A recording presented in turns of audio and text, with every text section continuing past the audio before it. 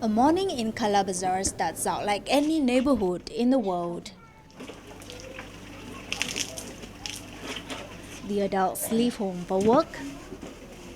The children leave home for school. The only difference, their homes are little more than huts. Kala Bazaar is the poorest neighborhood in Thimphu, the capital of Bhutan. The living conditions in this urban village are less than desirable. Drains are clogged with waste. Electric wires hang loosely overhead. There's no proper sanitation, and houses are mostly self-constructed. This is where many of Thimphu's rural migrants live.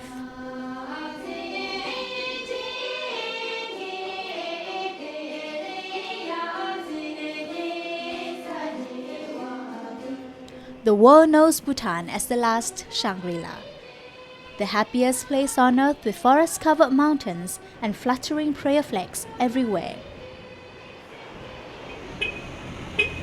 But it is also one of the fastest developing countries in the world. Economic growth in 2011 stood at a healthy 8.1%.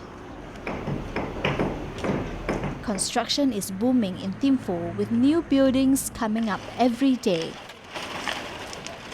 This devout Buddhist kingdom is also witnessing one of the highest human movement rates in South Asia, caused by rural-urban migration. United Nations Development Programme figures show that Bhutan's internal migration rate stood at 6% in 2011 compared to 3.4% in neighbouring India. And Thimphu is one of the top destinations for rural migrants. Out of the country's population of 740,000 people, roughly 1/7 live in Thimphu. And 95% of those in Thimphu are migrants, going by the estimates of Works and Human Settlement Minister Kinjang Dorji. Rural-urban migration has become quite serious in recent years, especially after education caught on in a big manner. As you know, educated people do not normally like to remain in the villages to,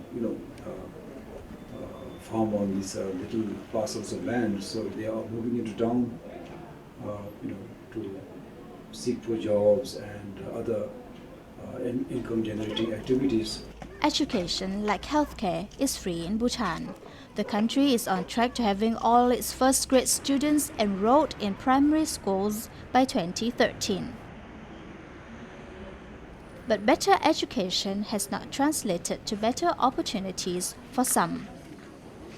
Youth unemployment currently stands at 7.3%, despite the shortage of labour on farms.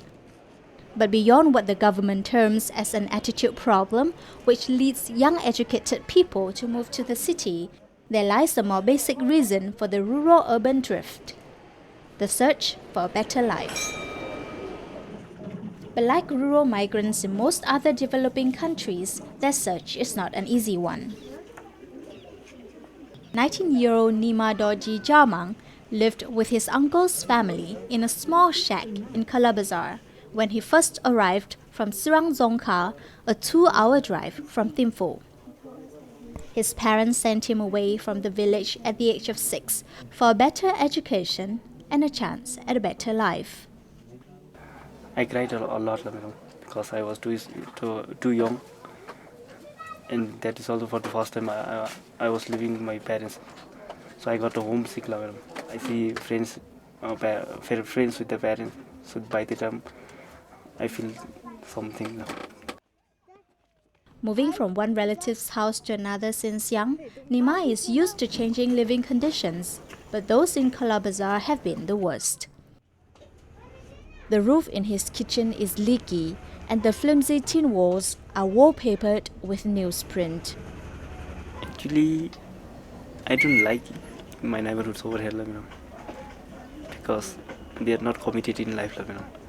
Most of the time they will be drunk. They shout, sometimes they fight also. These words, because most of the people over here don't have their proper toilets. So they go everywhere in the jungle, bushes, and even in the road. Poverty is apparent in their household, with 7 people squeezing under the same leaky roof, and Nima getting too tall for the modest house. But he still counts himself lucky. Village, when I go back to my village, I see a lot my friends, they are illiterate. So I think better because comparing to them, because I can learn in study read and write. Kala Bazaar is home to about 300 people, mostly rural migrants. If Nima's living conditions were bad, at least he had a shelter. 22-year-old Sering Dorji wasn't so lucky when he came to Thimphu 4 years ago.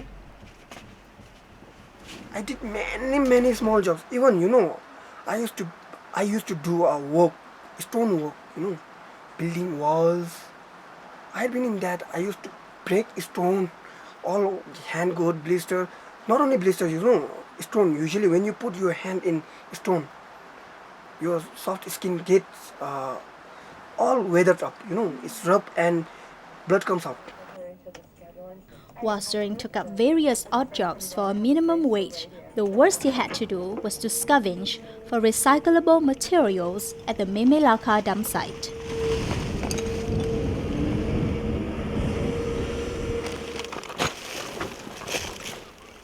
He had no roof over his head then, taking cover under a tent on a nearby hill. No place to stay, no proper place to stay. We used to make temporary shed. We used to make a camp. We used to cook by there. We used to eat by there. We used to walk by there. The life was so challenging. It was making me regret more, and it was making myself more emotional. Sometimes, I felt that, why not I take a beer? Why not I take a cigarette? Why not I take a drug? Because no one was there to support me at that moment. But whenever Sering felt like giving up and going home, he would remind himself of the huge debts his father incurred after being duped by a conman. Every night, my mom and dad used to fight. Fight in a sense, they used to quarrel with each other for how to sustain our life. My mother will say, we have this much children, how can we make a life? What you are trying to do? Now how you will pay? Whether driven to the city to seek a better education or money, their aims are one and the same: to create for themselves and their families back home a better life. But a better life doesn't come easily. Despite the conveniences of the city, migrants grapple with homesickness and the daily drudgery. Thimphu is a small city compared to other capitals of the world, but as the most developed area of Bhutan, it has its fair share of social problems, one of which is drugs. Narabadu, who goes by the name of Dice, left his family home in the rural south for the capital to look for a job at the age of 18. But within 3 months of his arrival, he fell into bad company. I also wanted to be like them, raising hate in the town, walking,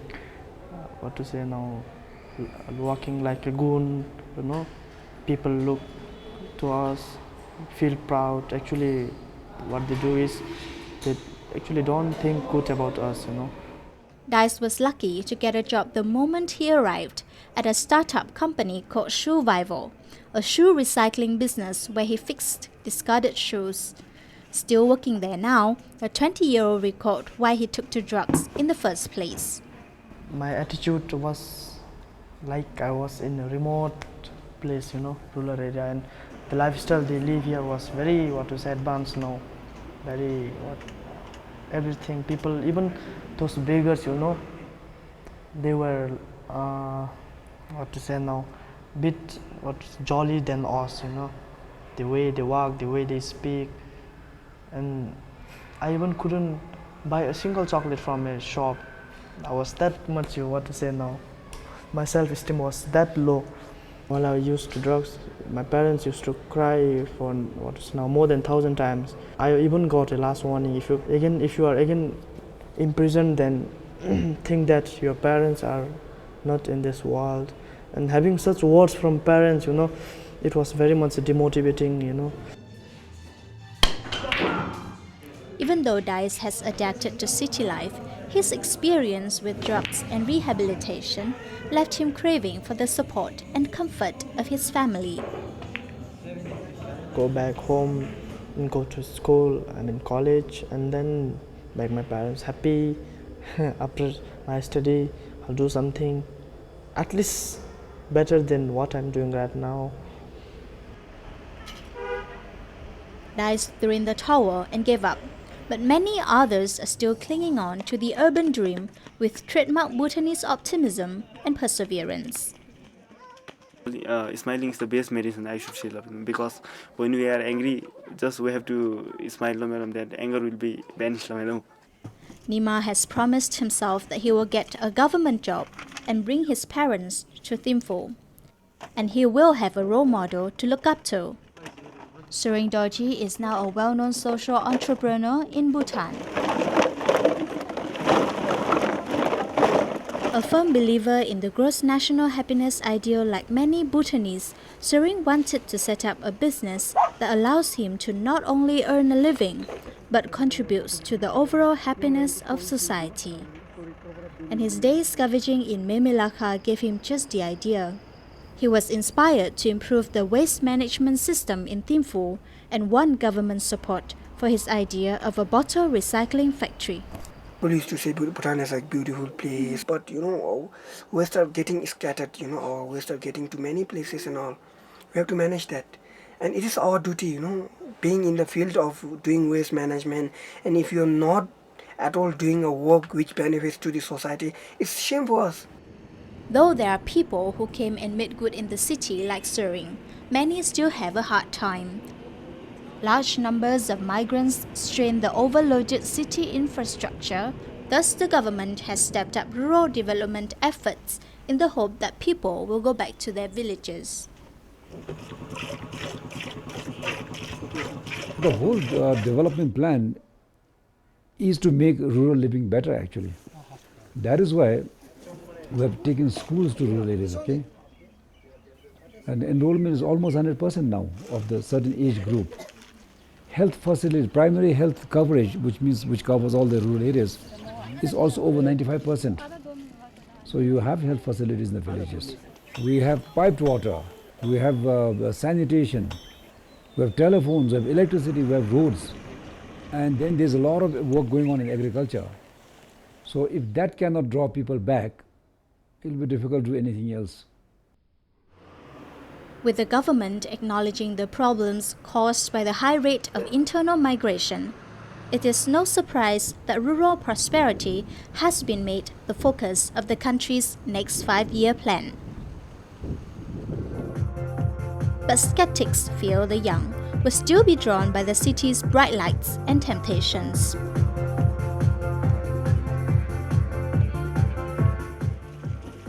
The government, however, admits it does not have funds to improve urban conditions, so slums like Kala Bazar could well be around for a while more to come.